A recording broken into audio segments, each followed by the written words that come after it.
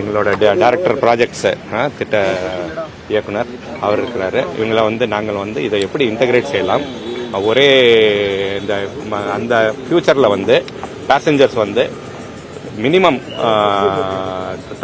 டிஸ்டன்ஸில் வந்து ஒரு ஸ்டேஷன்லேருந்து இன்னொரு ஸ்டேஷனுக்கு எப்படி மூவ் பண்ணலாம், அதுக்காக நாங்கள் வந்து இந்த ஒரு ஸ்டடி. ரயில்வே ஒர்க்ஸும் உங்க ஒர்க்ஸும் டிஸ்டர்பன்ஸ் இருக்கிறதுனால தான் இந்த ஆய்வா சார், இல்ல எப்படிங்க சார்? நோ இது டிஸ்டர்பன்ஸ்னா அதாவது ரெண்டு ஒர்க் நடக்கிறதுல பாதிப்பு? நோ நாட் அட் ஆல் அப்படியெல்லாம் இல்லை.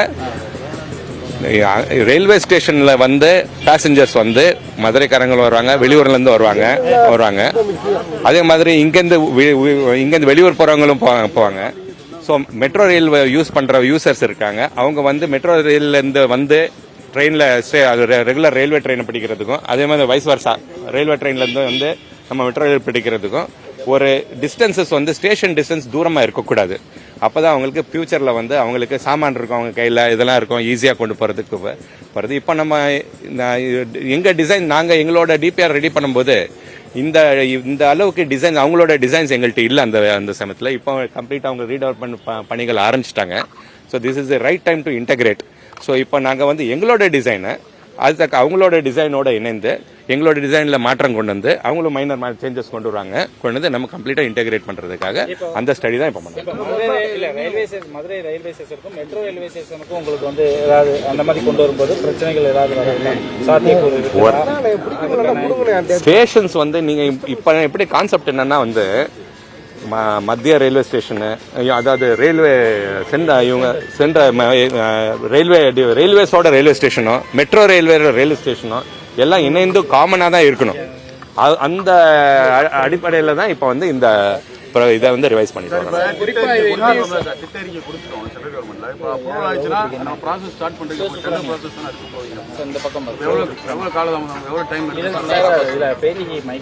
இல்ல நம்ம இந்த டீடைல்ஸ் நான் இப்போ பேச வேண்டிய விரும்பல. இப்போ பட் ஜென்ரலா வந்து அப்ரூவல் ஆயிடுச்சுன்னா வந்து அப்ரூவல் ஆனதோட உடனே தொடர்ந்து வந்து within next few months 1 or 2 months வந்து நாங்கள் வந்து டெண்டர் லெவல் கொண்டு வந்துடலாம். ஏன்னா இந்த டிபிஆர் ரெடியா இருக்குது, எல்லாம் ரெடியா இருக்குது, டெண்டர் கொண்டு வரலாம். ஆனால் அதுக்கு முன்னாடி வந்து லேண்ட் அக்விசிஷன் வேலை பண்ண வேண்டியது இருக்குது.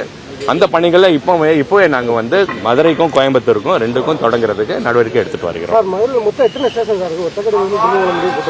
அந்த டீட்டெயில்ஸ் நான் ஏற்கனவே உங்களுக்கு சொல்லியாச்சு. இப்போ நான் அதெல்லாம் இப்போ பேசலாம். நாங்கள் வேற இதுக்கு வந்திருக்கோம், இன்னொரு இடத்துக்கு போயிட்டு.